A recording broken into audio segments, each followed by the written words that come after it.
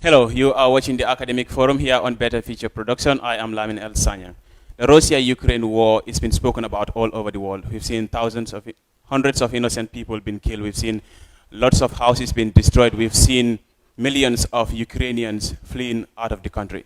Equally, the war has also unmasked the double standards of the Western world, the hypocrisy of the West, and of course, racism against Africans, blacks, and other people of color. This war is happening in Europe. The question here is, why should the Gambia care? Well, that's our topic for today's discussion, and joining me is a political analyst, lecturer, political science lecturer at the University of the Gambia, who will introduce himself to you. Welcome to the Academic Forum, sir. Thank you, Lamin, for having me. I am Esa, and I work at the University of the Gambia as a lecturer in political science. I'm very glad to be part of this discussion. Very well. Thank you very much for honoring our invitation. Before we move further, can you tell us a bit who Esanja is? Well, Esa is a Gambian, born and brought up in Talinding. I did my schooling, primary school in Talinding to senior secondary school at Gambia High. I studied at the University of the Gambia, bachelor's degree in political science. Then I did my first master's in human rights and democratization in South Africa. And my second master's was in security and leadership studies at King's College London. And I work at the university now as a lecturer. That's it. Impressive. Very well. So before we go into the discussion or answering the question, why should the Gambia care? It's very much important that we understand what the Russia-Ukraine war is all about. We've seen one side dominating the global narrative and Russia being proclaimed the villain in this war. What actually led Russia to its invasion of Ukraine? Thank you very much. I think that's a very important question. Before looking at whether the Gambia should care or not, let's go memory lane to look at history, what happened. We know there was what we call the Union of Soviet Socialist Republics, USSR, that existed from 1922 after the Bolshevik Revolution. This existed from 1922 up to 1991. It comprised up to 14 to 15 Soviet republics that were part of the Soviet Empire. Autonomous to an extent, but they were all under the Soviet Union. There was what we call the Cold War that happened after the Second World War. When the Second World War ended in 1945, the Cold War started. And the Cold War basically was an ideological confrontation between capitalist West and communist East. Of course, the Soviet Union was the communist East, while the United States and allies were the capitalist West. This ideological confrontation was basically to sell their ideologies. West trying to sell their capitalist ideology, to dominate the global narrative, to be the global hegemon, and also the Soviet Union trying to also sell their narrative to be the global hegemon, because we realized that during World War II, the world was more of multipolar. And now, during the Cold War period, it was a bipolar system where we had the Soviet Union and the United States competing.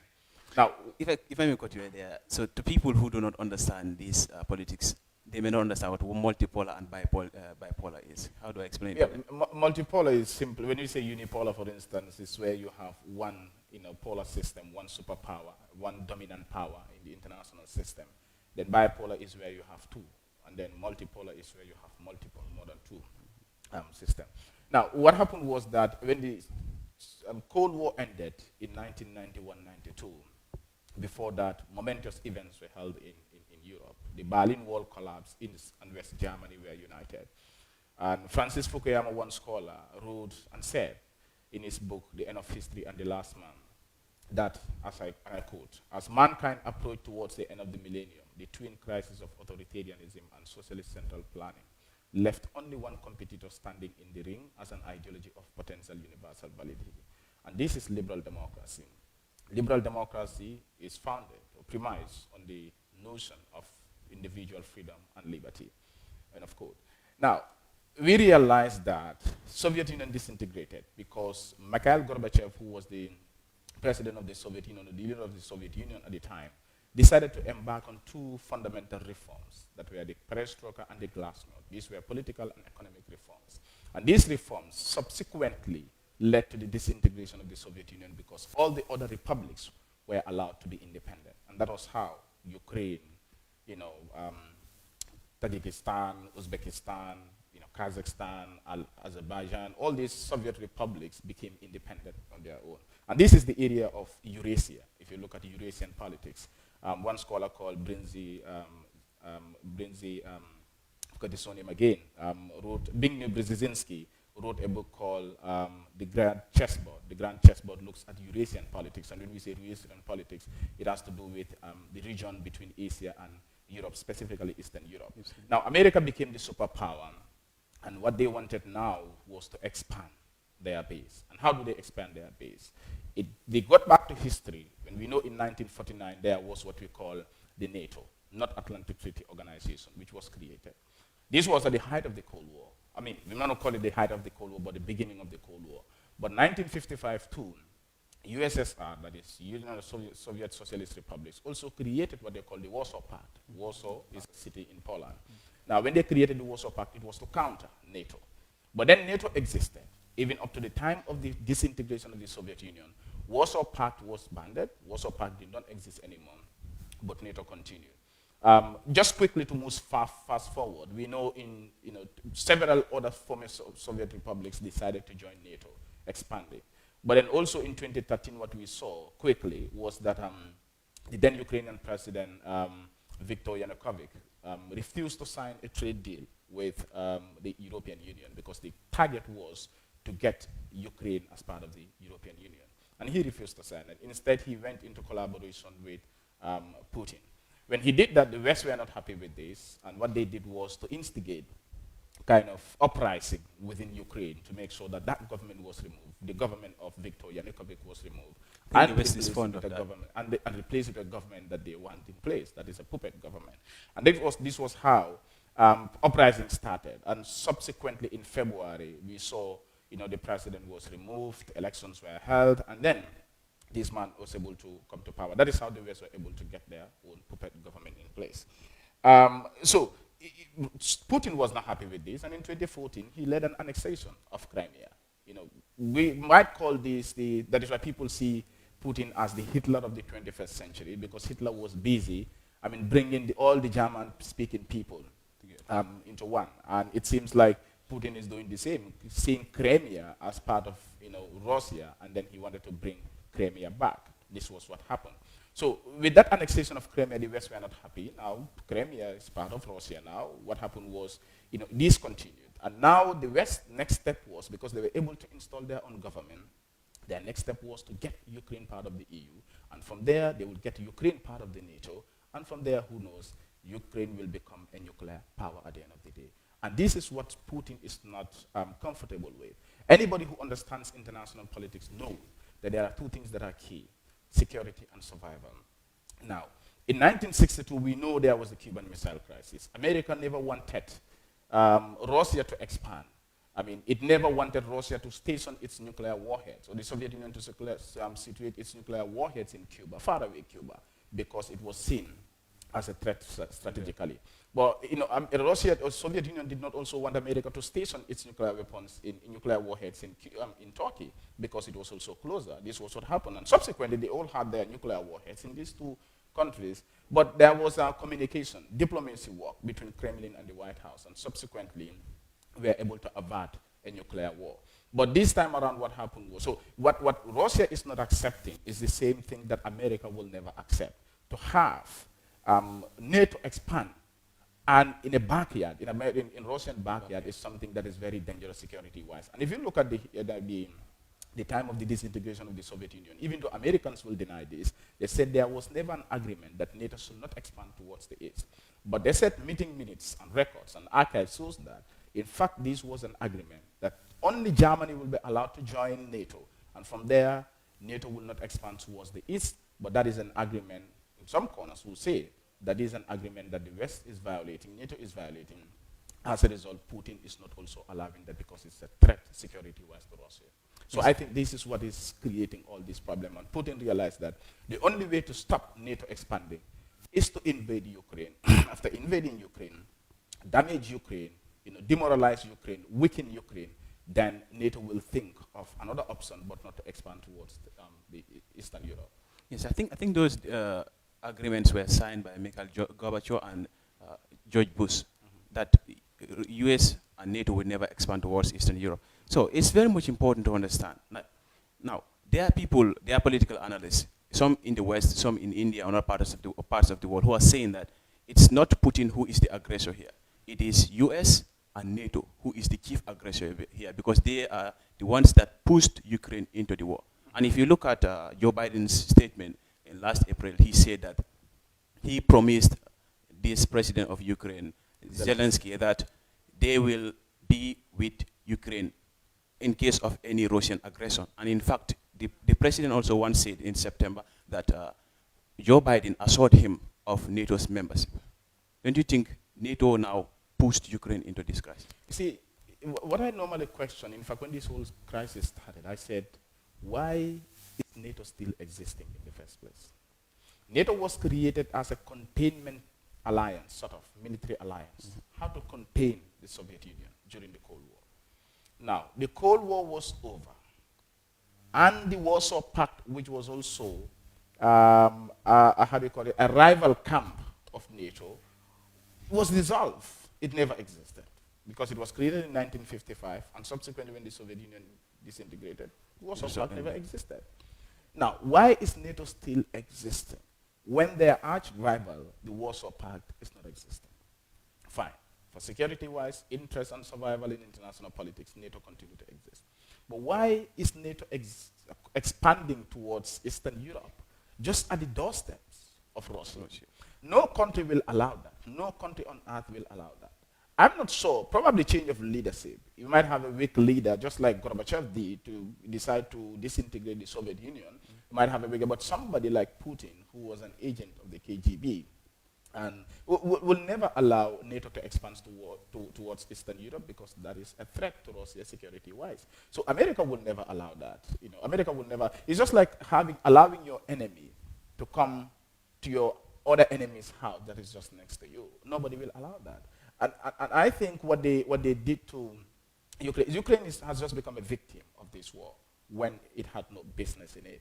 I mean, I call this the kind of a proxy war, a new style of proxy war that America is fighting. And I always say this. You see, America, the point is that America cannot survive without war. America cannot sit down for a decade without war. And that is why there are conspiracy theories saying that, in fact, the West has an interest in this war. They have an interest. It might be economic or whatever. And that is what they are pursuing exactly, because they've been provoking Putin. And it seems the provocation went to an extent that you see the man also, the Ukrainian president Zelensky, does not seem to understand international politics and it works. And he does not know that it will have great ramifications or consequences if he's listening to NATO. So I think Ukraine has just become the buffer zone of this war. And it had no business, and the West is not directly suffering from the consequences, although economic consequences of the war is there. But the West is not directly suffering from it right now. It's the Ukrainian people that are being killed, and not the West. Yes, in fact, a lot of political analysts, in fact, said the same thing, that this is just a proxy war, and Ukraine is the victim. And there are some people also who argue that since the West is in support of Ukraine, they are benefiting from it, and therefore they want the economics to grow. That is the stock sales, they're selling weapons and other things. So don't you think NATO and the United States particularly are trying to drag this war, not to bring an end to it, just for their selfish interest, like economically? Yeah, because that's why I say there are conspiracy theories says that the West has an interest in this war. And if you look at the sanctions, the severity of the sanctions that are coming, I think those are not helping. They will never help the situation. And what Putin is also looking for is that, because Putin was very much aware of the consequences of his actions. If he should invade Ukraine, he knew very well that the West would react, and their number one reaction will be sanctions, economic sanctions specifically. And that is what is happening. And that is going to weaken Russian economy. It is going to affect Russian economy just like it is happening. Russia's economy is being affected in a way because there are economic sanctions that are already put in place. Knowing that sanctions will also further provoke Putin to carry on with his goal in Ukraine, which are many. The goals are many, obviously. The target will be to remove this government and also get its puppet government that will not allow NATO influence in Ukraine. So the West, very much know the consequences of their actions, that the sanctions that they are putting on Russia will further, aggravate the situation. and the war will continue. As long as the West, continue to benefit from this, it will continue to happen. Yes, you're reminded that you're watching the academic forum here on Better Future Production. I am Lamin El Sanya. My guest today is Esanjai, a lecturer, a political science lecturer at the University of the Gambia. You're watching the academic forum. And before we move on again, I was coming to the sanctions issue. So, since day one, I think almost 2 to 3 days after the invasion, sanctions have been put in place. And now, do you think these sanctions are enough on Russia, enough that they would curtail Russia's actions, or do you think they can subdue Russia, that Russia would withdraw? Because still, if you look, the West, Europe in particular, are buying oil and gas from Russia. Yeah, you see, the sanctions may not necessarily, force Russia to withdraw from this, because Putin is very much aware of the consequences of his withdrawal. If he should retreat or surrender in this war, there could be consequences for him. A bad precedent will be set that all other former Soviet republics that will want to expand to be part of NATO will be part of it, and NATO will achieve its goal. But Russia also, just like you said, most of these European countries, Germany, France, these are few of the largest trading partners of Russia, especially when it comes to gas, and they get gas cheaper with Russia than other countries that they can get it from. Knowing that they also rely on Russia for a lot of things, including, gas. At some point, they will also have to be mindful of the sanctions that they put on Putin, because at the end of the day, Putin is going to carry on with it. So I think diplomacy will work in this sense when Putin is able to achieve his most important goal, that is to control Ukraine at some point. Not fully to occupy Ukraine, but once he's able to get Kiev and be able to control the government, be able to put in place his own government, or the puppet government that they're also looking for, at the end of the day, I think the doors of diplomacy will be open and they will be able to negotiate. Very well. So let's talk about the human rights violations. But before then, the effects of this war in the global order, economic effects, political effects, maybe security effects. Do the Gambia have to care? Well, international politics is so complex and interdependent in nature that no country can claim to be an island. No country can work in isolation. Even America, that tried the isolationist policy, abandoned it later, knowing fully well that it cannot work. In economic terms, we call this, in trading terms, we call this, what is the term again that they use? I can't remember exactly. But it's in isolation. For instance, you don't necessarily engage in trade with other countries, for instance, or economic activities with other countries. But this is very difficult for countries to have now. It's called autarky. I remember the term now. It's called autarky when you exist in isolation economic-wise in the international system. But no country can exist in isolation today. And the Gambia, even though I don't like this when people call these wars world wars, for instance. World War III is coming, World War this is coming. I'm like, when Europeans are fighting their wars, they call them world wars. When we are fighting our wars, they are civil wars, they are ethnic wars, they are religious wars. What business do we have when Europeans are fighting? That is why when Ukraine said they are opening up their, because I'm responding to this question, why should Gambia care? They, relaxing their visa, whatever, entry requirements for people that want to volunteer to fight. This is a terrible historical reminder. It reminds us that in World War II, Africans fought in that war when they had no business in that war. And it's the same reminder they are sending to us when already we've seen racism in this war, when already we have seen white lives being martyred and black lives do not matter in this war. And now they are telling us that their target is Africans. They know very well that it is young Africans who are desperate to move to the West, to these countries. And now what they're looking for is, how do we get these Africans to come and kill themselves in this war? Knowing fully well that Ukraine, knowing fully well that they cannot stand Russia in this war. Now, what they're looking for is to get Africans, and they want to coin these wars to make them look like they are world wars because they're affecting every country. Yes, they're affecting every country. But today, if Africans are fighting too, it will affect the West to some extent, because the West rely, just what we call the dependency theory, they rely on the so-called developing countries or underdeveloped countries for their own survival. They get the raw materials here. Up to this day, they get the raw materials here and everything for their own development. So if we are fighting a war, the West will suffer. But they will never call it a world war. Instead, when they are fighting their ethnic wars, their whatever wars, they call them world wars, and all of us have to accept. The Gambia will have to care because the Gambia is a member or part of the Committee of Nations. It is a member of the international system. And of course, the Gambia trades with other countries. The Gambia has bilateral relationships with countries, including Russia.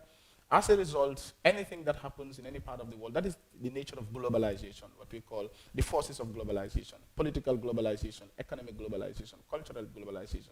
The world has become that global village. The world has become so interconnected that what happens in one part of the world today affects lives in other parts of the world. And the Gambia cannot be an exception to this. For instance, today, if there is gas crisis and there is increase in prices of gas, obviously it will have an effect in the Gambia.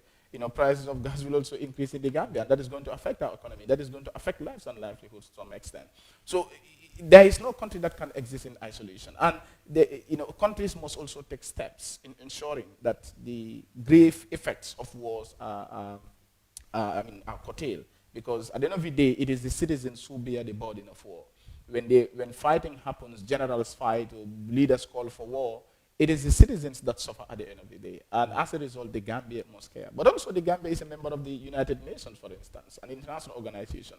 And when such events are happening, international organizations, specifically the UN, will have to take decisions, will have to take measures. So the Gambia being a member of the United Nations must also take an action. It must take a stance in this whole thing, whether to support Russian invasion, or to go against Russian invasion, or to remain silent, to abstain from participating in any of these activities. I mean, that shows that the Gambia also is a member of the international system. The Gambia must also care because at the end of the day, economic consequences will affect Gambia. Politically, when the world order change, for instance, from which many scholars will argue that we live in a more of multipolar world order, if the global system change from multipolar to unipolar, for instance, it might affect the Gambia. Maybe the Gambia, the superpower that is now in place doesn't have a good rapport with the Gambia. How does that affect the Gambia as well as a country? That is also another thing. So politically, it has consequences. Economically, it also has consequences, and in other aspects of life. So the Gambia must also care. But like I said, we must also be very cautious of this. When the Gambia voted against the Russian invasion, I mean, people started talking like, okay, now the Gambia has dumped Russia and all that. But we also have to understand one thing. I mean, like I said, international politics is about interest. It's about survival. And normally countries will act, towards that direction. So knowing fully well that the Gambia cannot survive, I mean, today, it's sad to say, after 54, 55 years of independence, I mean, or 57 years of independence, I think, Gambia still rely on donors for survival. Without the EU, probably we will even find it difficult to pay salaries. The salary increment that we are talking about, without external support, we are always on life support when it comes to our budget. Okay? So we find it very difficult to survive without this. So if the European Union, that is a very big development partner of the Gambia, that the Gambia's survival depends on that organization, is taking a step in a particular international conflict or situation, the Gambia must also follow that line because at the end of the day, it is looking for its own survival. But what can Russia offer specifically that the EU is not offering? So the Gambia will have to balance this thing. That's what we call comparative advantage in international politics. What is Russia offering in its bilateral relationship with the Gambia, and what is the EU offering in its relationship with the Gambia? So the Gambia will have to weigh what the EU is offering. If that outweighs what Russia is offering, then it goes with EU. If Russia is outweighs what EU is offering, then it goes with Russia. That is how international politics. So it doesn't matter who is right. You have to do what is in your best interest. That's what realists will say. Morality does not exist in international politics. That they call, liberals as utopians. That they are dreamers. International politics is about what works, what is in your interest. So it's not about what is wrong, because we have seen so many invasions take place in the world. When I saw FIFA and UEFA ban Russian clubs and Russian teams from participating in all international football competition, I said, well, when did they know that invasion is bad? We've seen the US invaded. We will be coming to that lately, yes. Yeah. But before then, isn't this a lesson for Africa, for the Gambia? Now, we as African countries, we call ourselves independent. But when Europeans, I would say, our colonial masters, our slave masters, are fighting, we still have to suffer. Isn't this a wake-up call for Africans? It's a wake-up call. just like I said, the international system is so interdependent that no country can exist in isolation. We have to depend on each other for survival, because what you have is different from what I have. The talent you have is different from the talent I have. The talent that America has might be different from the talent that Gambia has, might be different from the talent that India has, and we interconnect to survive. But our sole survival as a continent, as a people, if we rely entirely on outsiders for survival, loans and grants are coming. We just depend on handouts from these people to be able to survive.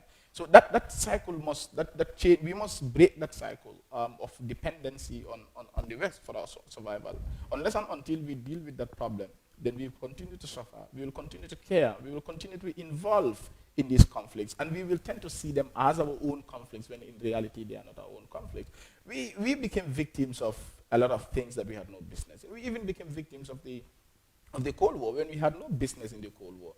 Proxy wars were fought in Africa. We saw how the Americans supported the MPLA, the Soviets supported the MPLA government in Angola, and how the Americans, so-called human rights defenders, supported unilateral movement in Angola against each other. So, wars were fought in Africa during the Cold War. Instead of these people fighting amongst themselves, they used Africans to fight amongst themselves. So, unless and until we break this cycle, we wouldn't be able to delink ourselves from this conflict. I think the remnants of this cycle can still be seen today in Africa, because Central Africa, not a few days ago, in fact, they came out and they were so in support for Russia, because they said it was Russia that came to their aid when there was crisis in their country. So let's talk about the human rights violations. We've seen the President Zelensky accusing Russia of violating international laws and in fact killing civilians.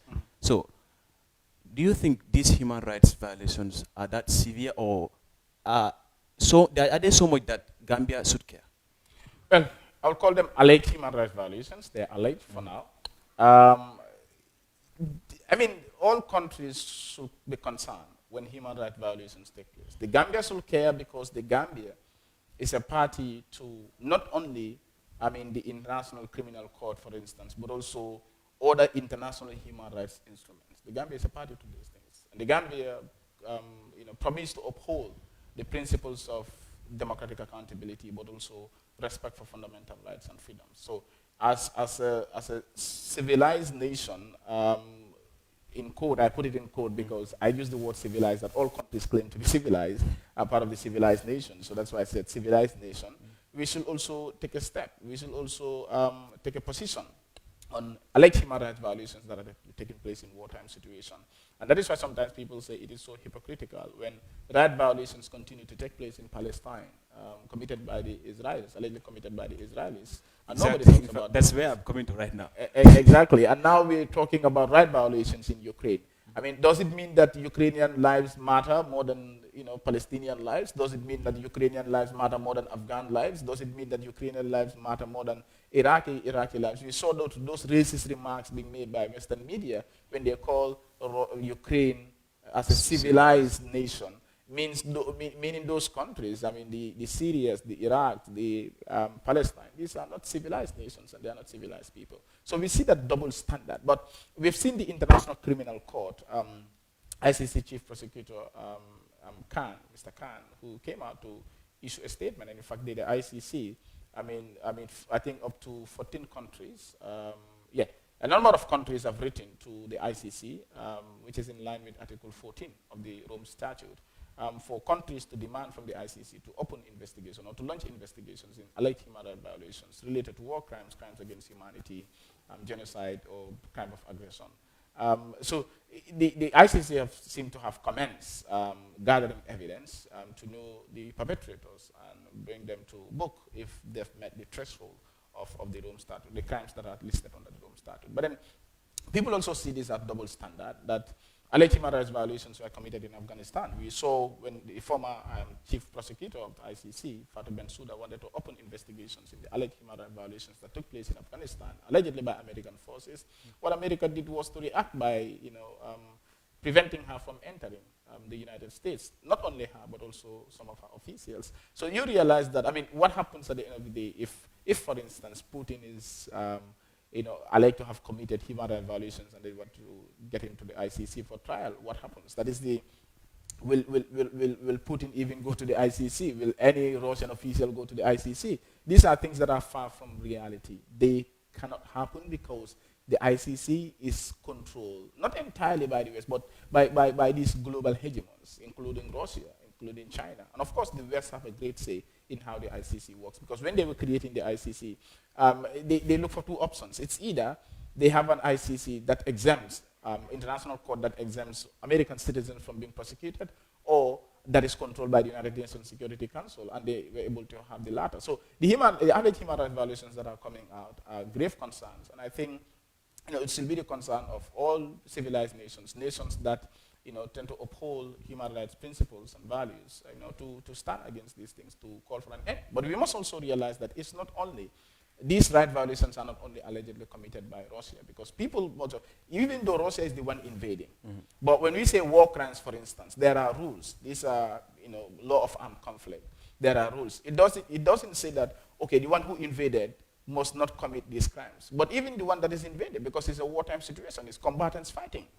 So if Russia, Ukrainian forces, for instance, maybe violate law of armed conflict, the rules of conflict, of armed conflict, then they will also be held responsible. So it's not only Russia, but even Ukrainian forces could be responsible. It's like you're kind of preempting my questions too. Yes, but this, we see, again, I'll still ask, we see Western medias, we see reporters, we see anchors saying that we should care for Ukrainians because they are white, blonde eyes, with blue eyes, blonde hair, they are European civilized, and then this war is not like it's happening in a country like African countries or Iraq, Afghanistan. What level of hypocrisy and double standards is this? Well, just like I said, Ukrainian lives do not matter more than or better than African lives, better than Iraqi lives, better than Afghan lives, better than Palestinian lives. All lives matter. And when we fight for humanity, when we fight for lives, we should not look at race, we should not look at ethnicity, we should not look at nationality. What we look for is a human being. It is double standard, like everyone knows. Like I said, they take these conflicts to be to another level, that these are conflicts of spatial nature, and these are people that are civilized, these are people whose life matter, and everybody should join. And that's why I said it is so disheartening for Ukraine to, be very, flexible with its visa policy. Inviting volunteers from the rest of the world, except Russians, inviting them to come and fight Russia. This is so hypocritical. Like I said earlier on, it's a terrible historical reminder that we as Africans mostly, because they are targeted as Africans, they know mostly it is these Africans and some Asians or Arabs who are suffering from war that might want to cross to go. But we saw this refugee crisis. We saw at the borders how, blacks have been maltreated, how some refugees have been prevented, or some people have been prevented, civilian population have been prevented from leaving the borders. The Polish government, in fact, issued a statement. One of the senior government officials said that, and I quote, if you do not want to be pushed away, if you do not want to be shot, if you do not want to be arrested by our police, then stay away from our borders. They say that they are not going to accept any Muslim refugees, and in fact, in his word, any illegal refugees from Ukraine. Isn't this racist? The question is who is a legal Ukrainian refugee and who is an illegal Ukrainian refugee? I'm baffled by those terms. Refugees are refugees. How are refugees legal and illegal? What does that mean? When people are suffering from conflict, illegal immigrants, rather.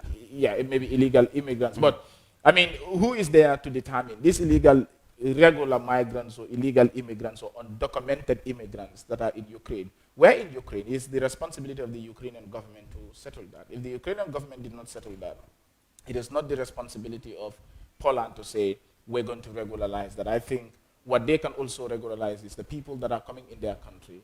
That is how to stop. But then these people came to Ukraine and they live. But then you look at all these things, you realize that it's something behind it. It has to do with racism. It has to do with, these people being so xenophobic. It has to do with them being so anti-African. Anything that has to do with Africa and Africans is something perceived by them in a different way. But anything that has to do with the West, as it seems like the West life matter more than African lives and lives of other people. In fact, you can see their their condescending nature in terms of how they speak about this issue. So let's talk about the attention the world has given to Ukraine.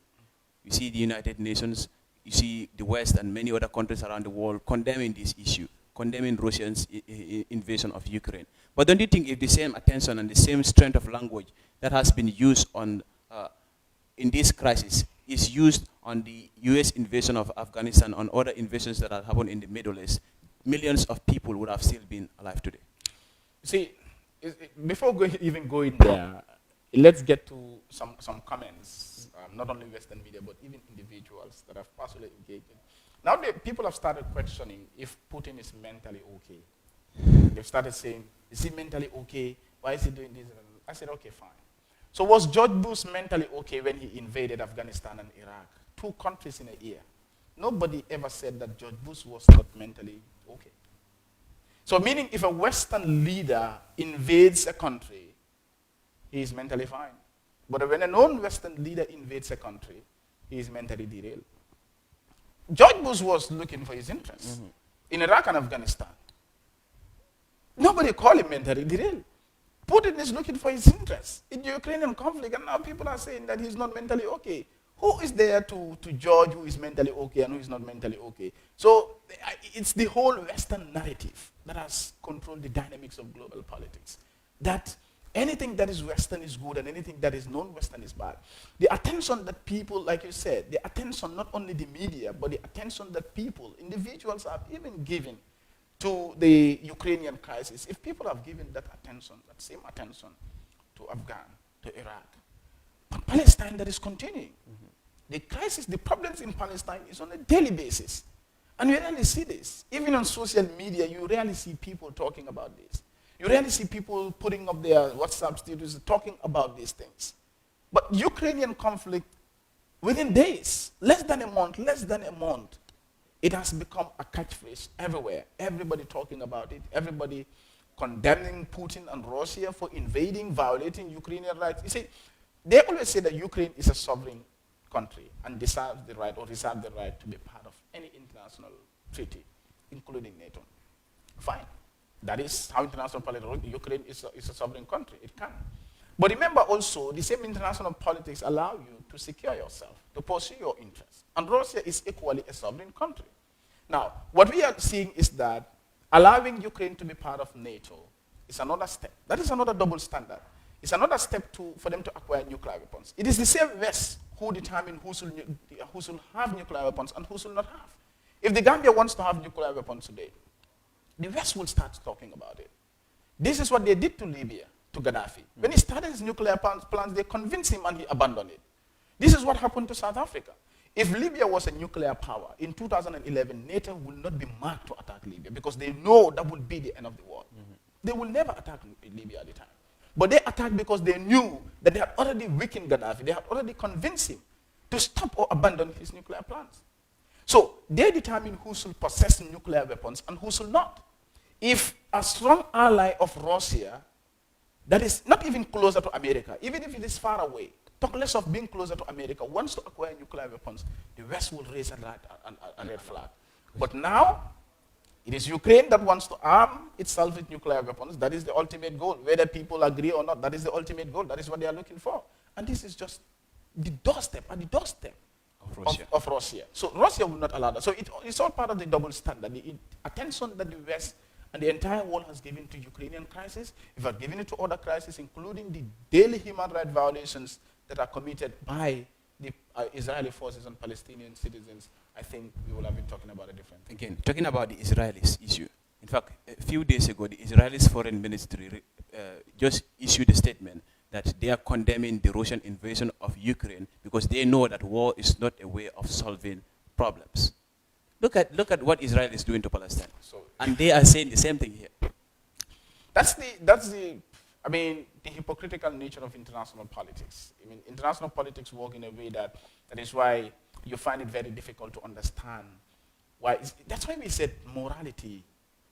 There's lack of morality in international politics. Countries don't abide or agree to a law, or they don't go by laws when it doesn't favor them. And that is why even the concept of collective security, which came in 1914 when former US President Woodrow Wilson came with it 14 points. They created the League of Nations, but they were never part of the League of Nations. They came with the idea of collective security, but they abandoned it because the very international body, the League of Nations, which was supposed to strengthen that collective security, the idea of that collective security was never part of, America was never part of that. The League of Nations became vacant. Now, it's the same collective security that is part of NATO. If you look at Article 5 of the NATO treaty, specifically the NATO Act, or whatever you call it, it says that an attack against one NATO member is an attack against all NATO members. But today, that collective security can never work when it is not in their interest. States only act in the interest of collective security when it favors them. But when it doesn't favor them, they don't act. And that is how international politics work. If the Gambia had no interest in this war, for instance, the Gambia would not have cared. We have seen other countries abstain because they don't have much interest in the conflict. So countries only act in international politics when it favors them. So what America is doing, what Israel forces are doing in Palestine, because it is in the interest of the West, they will never talk about it. Now, what is happening in Russia, it is not in their interest and they will talk about it. International law is being flouted on a daily basis. That is why when they said invasion, Russia is violating international law, I said international law has been constantly violated. In Iraq and Afghanistan, when George Bush was invading Iraq, what did he say? Nothing. Article 2.4 of the UN Charter was violated, but he said right to self-defense, Article 51. But Russia, Putin, can also rely on the same article to say he's exercising his right to self-defense, preemptive attack. So let me take you to England. We've seen a few days, Boris Johnson held a press conference, and there was this journalist from Ukraine. Some of her friends were stuck in Ukraine, and she saw the alleged human rights violations, the killings, and everything that was going on in Ukraine. And he asked Boris Johnson, why would they not create a no-flight zone for Ukraine in order to let the civilians flee out of the country? And Boris replied that if they create a no-flight zone, in a sense, they would be engaging direct military confrontation with Ukraine, and that would lead to a world war. With Russia? Yes. Direct military confrontation. With Russia. Yeah, you see, that's just like I said, the West is very much aware of the consequences of their actions if they should act in certain ways. That is, knowing that Russia is a nuclear power. Russia has, this might be state secret, but some said unconfirmed. Russia has the highest. It has the highest, though the numbers are unconfirmed according to some. But it's certain that Russia has the highest nuclear warheads or nuclear stockpiles in the world, 6,000 nuclear warheads, and some are saying that it is far beyond that. Now, if you combine NATO countries, their nuclear powers, or the rest of the nuclear powers, if you combine all those that are part of the NATO and have nuclear weapons, if you combine them, they're not more than Russia's nuclear weapons, okay, according to some. So you realize that at the end of the day, if the West should act in certain ways, it will haunt them. What is going to happen is that nuclear deterrence may not fail. I don't think nuclear deterrence would fail. I don't want to sound so optimistic, okay? No, there'll be no nuclear war, because a nuclear war is the end of the world.